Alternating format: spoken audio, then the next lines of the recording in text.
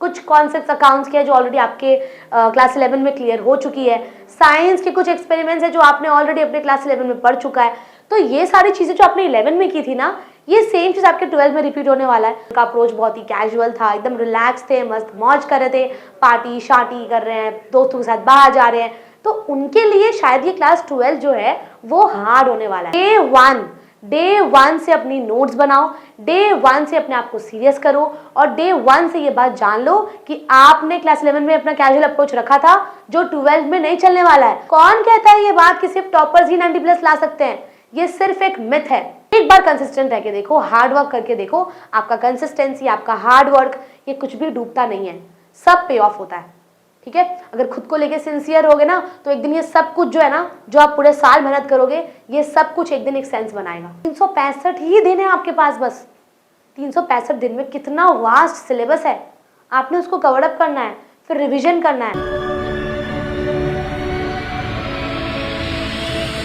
Hey everyone, welcome back to our channel Edonomics classes. मैं हूं अंकिका, आप सबकी मेंटोर, और आज की ये वीडियो उन बच्चों के लिए है जो क्लास 11 से क्लास 12 में मूव कर रहे हैं।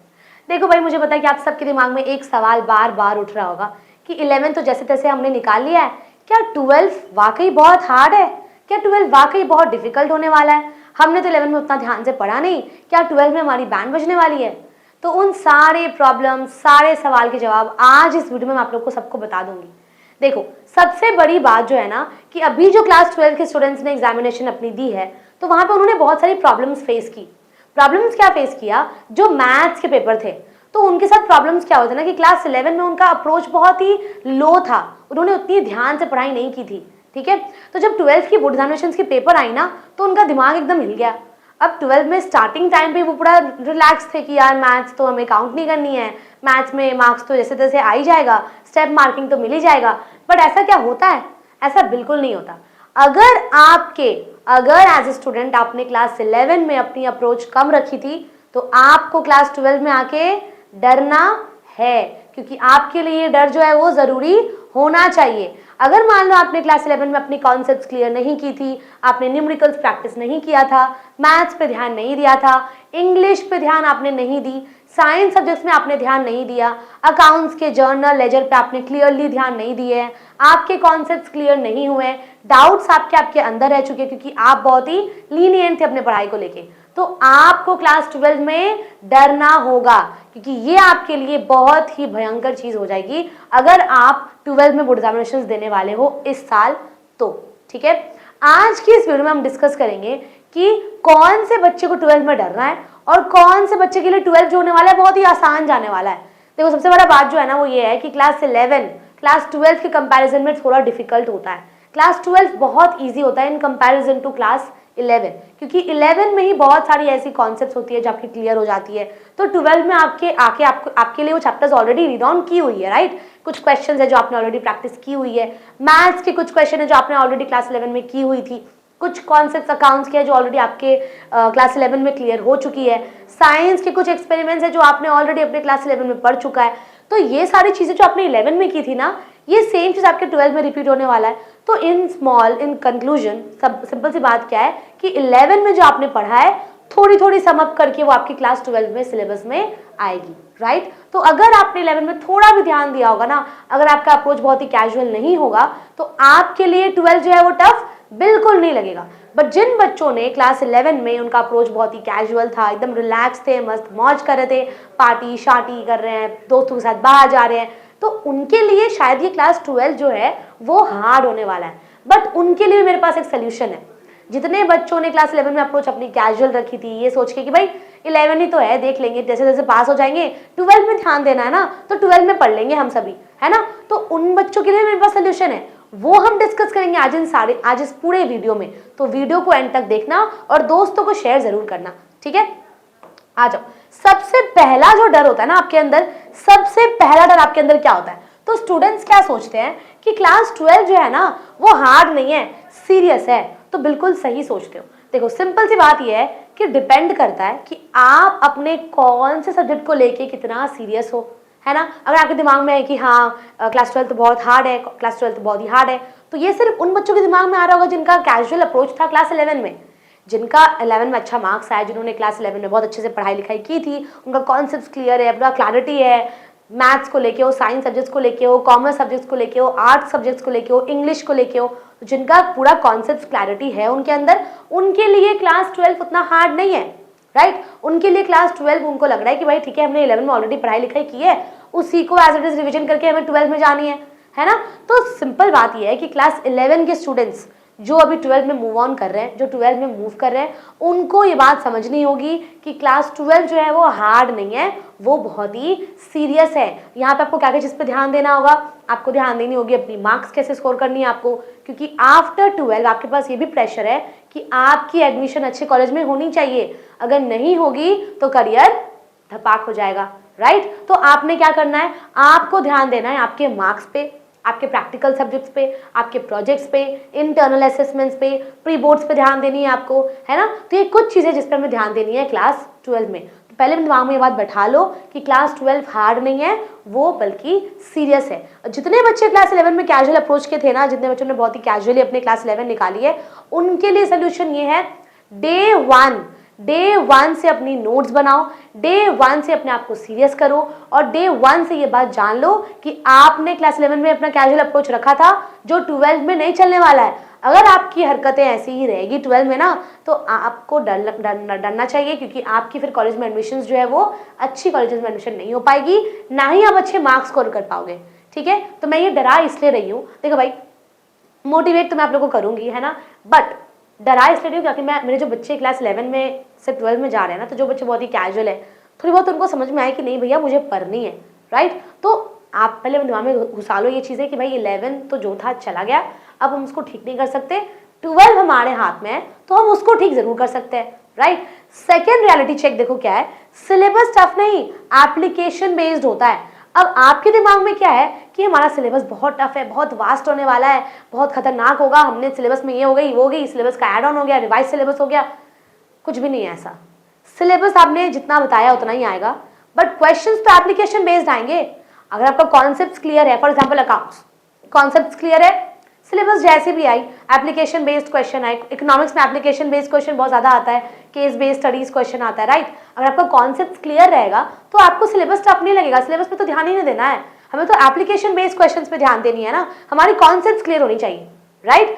थर्ड रियलिटी चेक क्या है, स्टूडेंट्स क्लास 11 इग्नोर करते हैं, फिर 12 टफ लगता है। तो बहुत स्टूडेंट्स ऐसे हैं कि यार मौज मस्ती कर रहे हैं 11 में, ठीक है मस्ती चल रहा है, फ्रेंड्सों के साथ बाहर निकल रहे हैं, पार्टी कर रहे हैं, और कुछ बच्चे एकदम साइड से चुपचाप पढ़ रहे होते हैं। तो वही बच्चों को ना 12 थोड़ा डिफिकल्ट नहीं लगता, बट जो बच्चे क्लास 11 में बहुत ही कैजुअल हैं, इग्नोर करते थे चीज़ों को, उन्होंने अपनी गैप बना ली थी पढ़ाई से कि यार अभी तो 10th की बोर्ड एग्जामिनेशन दी है, हमने 11 में क्यों पढ़ेंगे, नहीं पढ़ेंगे 11 में, हम लोग कैजुअली रहेंगे, चलेगा। फिर आगे एक और बोर्ड एग्जामिनेशन जो कि 12th की है, राइट, फिर उनका अच्छे से बैंड बजेगा, है ना।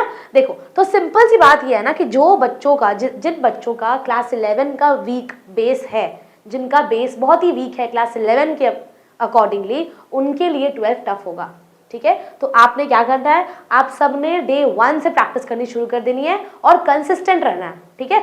नेक्स्ट देखो, प्रेशर मार्क्स का होता है, सब्जेक्ट्स का नहीं होता। सबसे बड़ा चीज जो क्लास 12 को बहुत ही डिफिकल्ट बनाता है और ये दिखा देता है कि भाई क्लास 12 सबसे स्केरिएस्ट क्लास है ना। सबसे स्केरी चीज क्या है कि भाई हम क्लास 12 के बोर्ड एग्जामिनेशंस देने जाएंगे, राइट। अब हमें ये ध्यान देनी है कि हमारे प्रेशर हमारे ऊपर सब्जेक्ट्स का नहीं है, सब्जेक्ट्स तो गिन चुन के है। अगर साइंस है तो physics chemistry biology, physics chemistry maths English Hindi, right. Accounts जिनका कॉमर्स है, accounts commerce economics maths Hindi, right. BST भी अगर आ जाए तो बहुत अच्छा चीज है ना। तो अकाउंट्स आपके जो क्लास 12 के सब्जेक्ट्स है ना, वो 10 के बोर्ड एग्जामिनेशंस के अकॉर्डिंग बहुत ही सब्जेक्ट्स कम है। तो आपके ऊपर प्रेशर सब्जेक्ट्स का नहीं होता, मार्क्स का होता है। अगर आपको मार्क्स अच्छा नहीं आया, पेरेंट्स डिसअपॉइंट होंगे, आप डिसअपॉइंट होंगे, अच्छे कॉलेज में एडमिशन नहीं होगा, मार्क्स कम आएगा, सब लोग दोस्त लोगों का अच्छा मार्क्स हो जाएगा, आपका मार्क्स अच्छा नहीं आएगा, राइट। तो प्रेशर हमारे ऊपर क्या होता है 12 में कि सब्जेक्ट का प्रेशर नहीं होता, मार्क्स का प्रेशर होता है, जो खुद में ही क्लास 12 पर एकदम डरावना बना देता है कि हाँ भाई 12 तो बहुत ही डरावना है, क्योंकि इसके बाद तो करियर ऑप्शंस आएंगे, नहीं कुछ कर पाए तो अच्छे कॉलेज में एडमिशन नहीं होगा, करियर पूरा डूब जाएगा। तो ये जो चीज़ें एक तो है ना डर, वो क्लास 12 के स्टार्टिंग डेट से ही बच्चों के अंदर घुस जाती है कि हाँ भाई अच्छे कॉलेज में एडमिशन करवाना है, हाँ मेरा तो ये सपना है, मुझे तो वहाँ बाहर जाना है, मुझे तो यहाँ जाके पढ़ना है, वहाँ जाके पढ़ना है, ये मेरी सपना है। और अगर सपना देखते हुए क्लास 12 निकालते हो और फिर कैजुअल अप्रोच की वजह से आपकी जो क्लास 12 की एग्जामिनेशन की जो रिजल्ट आती है वो खराब हो जाती है, राइट। तो आपको सिंपल सी चीज़ें क्या करनी है भाई, अपने मार्क्स पे फोकस करो ताकि आप डिसअपॉइंट ना हो। अगर आप डिसअपॉइंट हो जाओगे ना, कोई मोटिवेट नहीं कर पाएगा, ठीक है ना। तो आपको ध्यान देनी है अपने मार्क्स पे, क्लियर। अब आ जाते हैं हम लोग हमारे फिफ्थ रियलिटी चेक पे, जो कि है एवरेज स्टूडेंट्स भी 90+ ला सकते हैं। ध्यान से मेरी बात को सुनो, कौन कहता है कि सिर्फ टॉपर्स ही मतलब 90+ ला सकते हैं? कौन कहता है ये बात कि सिर्फ टॉपर्स ही 90+ ला सकते हैं? ये सिर्फ एक मिथ है, ठीक है। जो एवरेज स्टूडेंट्स होते हैं, जो वीक स्टूडेंट्स होते हैं, अगर वो भी कंसिस्टेंट रहेंगे ना तो भी वो 90+ ला सकते हैं। सिर्फ टॉपर्स ही 90+ नहीं ला सकता। आप अगर एवरेज स्टूडेंट हो, अगर आप वीक स्टूडेंट हो, पढ़ने में बहुत ही कमजोर हो, तो भी आप 90+ ला सकते हो अगर if you are consistent throughout your year, ठीक है। अगर पूरे साल अगर आप कंसिस्टेंट रहोगे तो भी आप 90+ मार्क्स ला सकते हो अपने बोर्ड एग्जामिनेशन में, ठीक है। एक बार कंसिस्टेंट रह के देखो, हार्ड वर्क करके देखो, आपका कंसिस्टेंसी, आपका हार्ड वर्क, ये कुछ भी डूबता नहीं है, सब पे ऑफ होता है, ठीक है। अगर खुद को लेके सिंसियर होगे ना तो एक दिन ये सब कुछ जो है ना, जो आप पूरे साल मेहनत करोगे, ये सब कुछ एक दिन एक सेंस बनाएगा। समझ में आ रही है बात? तो सिंपल सी बात ये है कि अगर आपको ये लग रहा है कि नहीं मैं तो एवरेज स्टूडेंट हूँ, 70-80% में ही खुश हो जाऊंगा, बिल्कुल नहीं, बिल्कुल मत सोचो। ये कंसिस्टेंट रहो, अपना बेस्ट का भी बेस्ट दो कि हाँ भाई मुझे अपना बेस्ट देना है, पूरे साल मुझे अपना बेस्ट देना है। एक भी दिन ऐसा नहीं होगा जिस दिन मैं पढ़ाई नहीं करूंगा। और एक चीज समझ लो भाई, देखो बहुत स्टूडेंट्स ना 10 घंटे तक बुक से लेके बैठे हुए हैं, बुक खुला हुआ है, हम तो पढ़ रहे हैं, हम तो 10 घंटे पढ़े, 12 घंटे पढ़े, बिल्कुल नहीं करना है ये। 2-3 घंटे अगर इफेक्टिवली पढ़ रहे हो ना तो वो मोर देन इनफ है। जो 10 घंटे बच्चा बुक खोल के बस बैठा हुआ है और साइड साइड से रील चला रहा है, उससे बहुत ही अच्छा वो बच्चा है जो 2-3 घंटे पढ़ता है बट सीरियसली पढ़ता है, ठीक है। और 10 घंटे एग्जाम से पहले क्यों पढ़ना है? आप पूरे सेशन पढ़ो ना, 10 घंटे एग्जाम के पहले सोए रहना मस्त निश्चिंत हो के, बारे में सब तो कंप्लीट हो चुका है। समझ में आई चीज? तो आपको क्या करना है, आपने पहले ये बात अपने दिमाग में घुसा लेना है कि भाई सिर्फ एवरेज स्टूडेंट होकर मैं सिर्फ 80-70% डिजर्व नहीं करता, मैं भी 90 ला सकता हूँ अगर मैं कंसिस्टेंट रहूंगा, अगर मैं चाहूँ तो। क्लियर? नेक्स्ट देखो, टाइम मैनेजमेंट सबसे बड़ा चैलेंज होता है। देखो सबसे बड़ी बात है ना, क्लास 12 में जब आओगे स्कूल प्रेशर करेगा, आप जहाँ कोचिंग सेंटर्स में जाते हो वहां पे प्रेशर आएगा, हम आपको प्रेशर देंगे कि भाई कंप्लीट हुई कि नहीं हुई, कंप्लीट हुई कि नहीं हुई। आपको मैनेज करना है सारी चीज़ें, स्कूल, आपकी स्कूल की असाइनमेंट्स, आपका स्कूल का weekly test, monthly test, half yearly test, जो भी चीज़ें आती हैं वो सब कुछ आपको मैनेज करना है। आपको मैनेज करना है वाइवा, आपने मैनेज करना है इंटरनल असेसमेंट, है ना, आपने मैनेज करना है कोचिंग सेंटर्स में कितने बजे जाना है, कितने बजे वापस आना है, कितना टाइम में यूटिलाइज हो रहा है। ये सब कुछ, ये सब आपकी अच्छी मार्क्स डिपेंड करते हैं कि आप टाइम को कैसे मैनेज करते हो। ये सब कुछ आपके हाथ में है। तो डे 1 से रूटीन बना लो कि इस पूरे सेशन ना मैं सिंसियरली इसी रूटीन पे काम करूंगा, ऐसे ही चलूंगा और फिर मैं देखूंगा कि मुझे 90+ कैसे नहीं आती, ठीक है। तो डे 1 में अपनी रूटीन सेट कर लो कि भाई पूरे सेशन मुझे ऐसे ही निकालनी है, इतने बजे उठना है, सुबह कितने बजे मुझे पढ़ने उठना है, ये भी पहले ही बना लो, ठीक है। अगर आपसे नहीं बन रहा मुझे बताओ, मैं आपको रोड मैप बना के दे दूंगी, बट आपको फिर उसको ऑनेस्टली फॉलो करना होगा, ठीक है ना। तो टाइम मैनेजमेंट सबसे बड़ा चैलेंज है जो आप सबने फेस करना है क्लास 12 में। तो इसको फेस करने के लिए सब लोग तैयार रहो और खुद को मोटिवेट करो कि मैं कर सकता हूं और 90+ मैं ला सकता हूं, ठीक है। नेक्स्ट सबसे बड़ी बात, more about consistency and intelligence. कोई बच्चा बहुत इंटेलिजेंट है, बहुत इंटेलिजेंट है, बहुत स्मार्ट है, ओवर कॉन्फिडेंट है, वो मार्क्स नहीं ला पाएगा अगर वो कंसिस्टेंट नहीं है तो। बट अगर आप इंटेलिजेंट नहीं हो, आप ओवर स्मार्ट नहीं हो, पढ़ने में तेज नहीं हो, बट अगर आप कंसिस्टेंट हो ना, जितना आपने एक्सपेक्ट किया है उससे डबल आपने आएगा एग्जाम में। समझ में आया? तो कंसिस्टेंट रहना है पूरे सेशन, ठीक है। इंटेलिजेंस, ओवर स्मार्टनेस, इन सब चीज पर डिपेंड नहीं करना, हमें नहीं रहना है, सब चीज पर डिपेंड हमें कहाँ डिपेंडेंट रहना है? हमें डिपेंडेंट रहना है हमारे कंसिस्टेंसी पे, हमें उस पर अपने आप को सिंसियरली अप्रोच दिखानी है, ठीक है। नेक्स्ट, बहुत स्टूडेंट्स लेट स्टार्ट करते हैं and then they blame difficulty. बहुत स्टूडेंट ऐसे हो ना, बहुत स्टूडेंट्स ऐसे हो जो भी सोए हुए हो, सेशन स्टार्ट हो चुकी है ना, आपने पता है ना कि आप क्लास 12 में आ चुके हो, तो किस बात की इंतजार कर रहे हो? 1 अप्रैल की किस बात की इंतजार कर रहे हो कि मैं 15 अप्रैल से पढ़ूंगा, IPL के बाद पढ़ूंगा, गर्मी छुट्टी में पढ़ूंगा, ठंडी के बाद पढ़ूंगा? नहीं, आप सब ये गलती करते हो, सब ये गलती करते हो। आप क्या करते हो ना कि बहुत स्टूडेंट्स ये सोचते हैं कि यार अच्छा ठीक है, तो बहुत टाइम है, 1 साल है यार, 365 दिन है हमारे पास, 65 दिन पढ़ लेंगे तो चल जाएगा। 365 ही दिन है आपके पास बस। 365 दिन में कितना वास्ट सिलेबस है, आपने उसको कवर अप करना है, फिर रिवीजन करना है, 3 बार रिवीजन करना है, पेपर सॉल्व करना है ना। तो आप क्यों अपने आप को छोड़कर आप क्यों डिफिकल्टी को ब्लेम कर रहे हो कि भाई 12th तो बहुत टफ है यार, मुझसे तो बिल्कुल नहीं हो रहा, मेरे तो मार्क्स कम आ रही है, फिर रोगे धोगे नौटंकी करोगे, ये सब मत करना, ठीक है। आज से मेहनत करो, आज से स्टार्ट करो, ठीक है। आज से स्टार्ट करोगे तो डिफिकल्ट बिल्कुल नहीं लगेगा क्लास 12, क्योंकि क्लास 12 11 के कंपैरिजन में बहुत ही आसान होता है अगर आपके कॉन्सेप्ट वगैरह सब कुछ क्लियर है तो। अगर कॉन्सेप्ट क्लियर नहीं है, 11 में अच्छा मार्क्स नहीं आया, तो भी आप अच्छा कर सकते हो अगर आप कंसिस्टेंट रहोगे, दिल में बताओगे, भाई दिल को बताओगे अपने कि नहीं मैं कर सकता हूँ, मैं एज ए स्टूडेंट हूँ, तो क्या हो गया, 90+ में भी ला सकता हूँ। आसान सब कुछ होता है, प्रॉब्लम्स बहुत होंगे, बट आपको सोल्यूशन ढूंढना होगा। क्लियर। नेक्स्ट, अगर मैं आपसे पूछूं कि व्हाट स्टूडेंट्स शुड डू, क्या करोगे आप? अगर बोलोगे मैम अब आप बताइए कि हमें क्या करनी चाहिए, सबसे पहला चीज अपने आप को कंसिस्टेंट रखो। दूसरा, जितनी आपकी प्रोजेक्ट्स आएगी ना, 20 मार्क्स की जो आपकी प्रोजेक्ट्स आती है, उसको बहुत ही सिंसियरली, बहुत ही क्लियरली लिखो, क्योंकि आपके 20 मार्क्स 20% आपका प्रोजेक्ट होल्ड कर रहा है।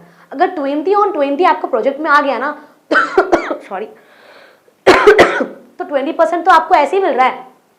तो out of 100% 20% you have already scored, right. तो 20% आपने ऑलरेडी स्कोर करके अपना सेव कर लिया।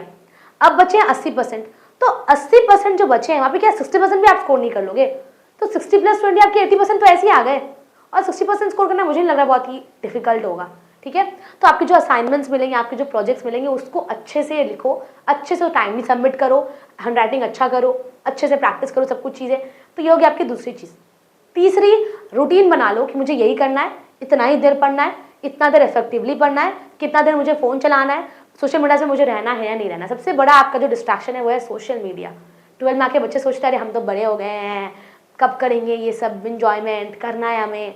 तो कर सकते हो भाई कॉलेज लाइफ में करना, ठीक है ना। कॉलेज में करना, जितनी मर्जी चाहिए उतनी कर लेना, 12 के साथ खेलो मत, ठीक है। सोशल मीडिया अगर चाहो तो अनइंस्टॉल मार दो, मत ओपन करो, ठीक है। थोड़ा लगेगा, टाइम लगेगा, प्रॉब्लम्स होंगे, but you can do it if you want. अगर आप चाहो तो आप कर सकते हो, राइट। इसके बाद आपको क्या करनी है, अपने टीचर्स की बातों को ध्यान से सुनो, है ना। उसको सिंसियरली सुनो, ऑनेस्ट रहो अपने आप के साथ, ठीक है। तो ये कुछ चीज़ें जिस पे आपको ध्यान देनी है। बाकी मैं आपको हेल्प करने के लिए तो हूँ ही, ऑलवेज रहूँगी आप सबके साथ मोटिवेट करने के लिए। जैसे मैंने क्लास 12 के स्टूडेंट्स को मोटिवेट किया है, बहुत बच्चों को मैंने पढ़ाया है इस सेशन, उनके साथ मैंने ऑनलाइन कनेक्ट की है, तो आपके साथ मैं ऑनलाइन कनेक्ट जरूर करूँगी। चाहो तो नंबर पर कॉल कर सकते हो, जिसकी मैंने डिस्क्रिप्शन, अगर आपको कोई भी प्रॉब्लम्स होती है तो। हम मिलेंगे अगली वीडियो में। Till then take care and thank you for watching.